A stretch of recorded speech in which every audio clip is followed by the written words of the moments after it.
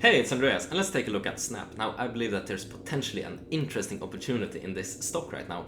As you can see, in the past, it traded above $80 at its highs, and today it trades around $10.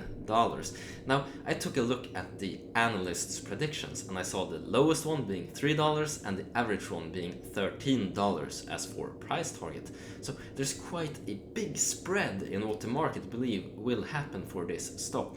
And I believe that this big spread in opinion is one of the things that helps create an opportunity for investors. Now, in this video, I will go over some revenue figures and also earnings per share for profitability, as well as taking a look at shares outstanding.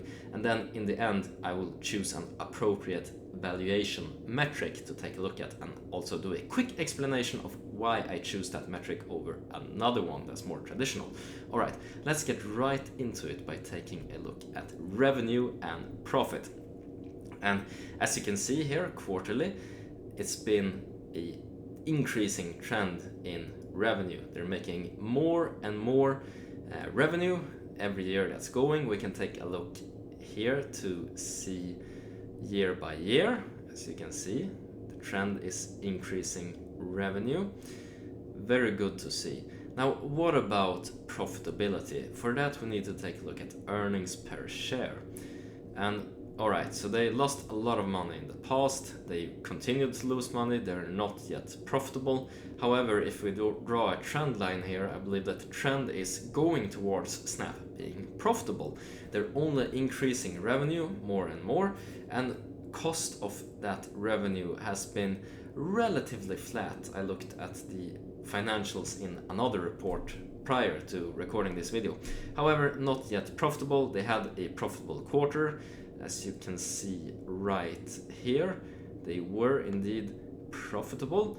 However, there's not yet a steady cash flow coming from operations, so to say. And a bad thing in this case is when we look at amounts of shares outstanding. As you can see, they are indeed diluting shareholders. 1.63 billion here, quarterly shares outstanding. So it increased by a lot in the past. You see this year-over-year quarterly growth. It has slowed down now. This is indeed some level of dilution.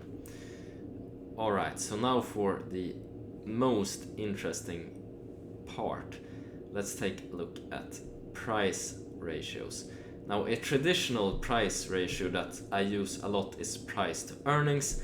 I believe it's a superior one, however, it's not applicable in this case. Why? Well, take a look down here. Remember, they were not yet profitable. The trend line was going towards positive earnings per share. However, they're not yet profitable. So we get these big zeros here, and this is saying nothing. How do we know if this is a good buy or not? Well, we don't based on this ratio. So instead, what I like to focus on when it comes to growth companies is revenue growth as well as price to sales ratio. So if we take a look here, we can see that when share price was very high, price to sales was 30. And right now for latest quarter here, we can see 3.45, and that is indeed a all-time low. So it's very cheap if we value this stock based on the amount of sales, based on the amount of revenue you get for the price you pay for the stock. And this is quite interesting. This is the case with a lot of growth companies right now. They've been absolutely hammered on the stock market.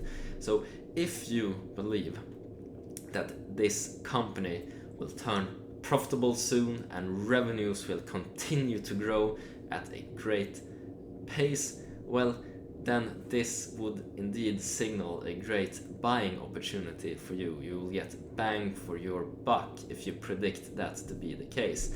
However, if the company will fall out of luck with users, advertisers, and their business model will start to decline, well, then maybe the analysts predicting $3 a share are the ones that are correct. Only time will tell.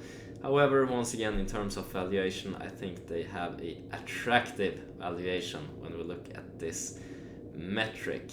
As always, hope you make a ton of money, whatever investments you decide to make. And by the way, one more thing before I end the video. If I have any avid Snapchat users out there that use the product a lot, please let me know in the comment section down below if they make any large changes to their app. So if they're introducing new features, new stuff that might change the amount of revenue and profitability, then that's indeed interesting. I don't use the app myself, so I will have no way of knowing. However, these are the type of things that are actually valuable when it comes to stock research, believe it or not. This is one of the things that gives you an edge on Wall Street. You use the product, you see if it's good or bad, if it's doing the right thing, well, then it's easier to predict where the business will go in the future. Alright, that's been it. Gonna wrap up the video. As always, hope you make a ton of money. Bye bye.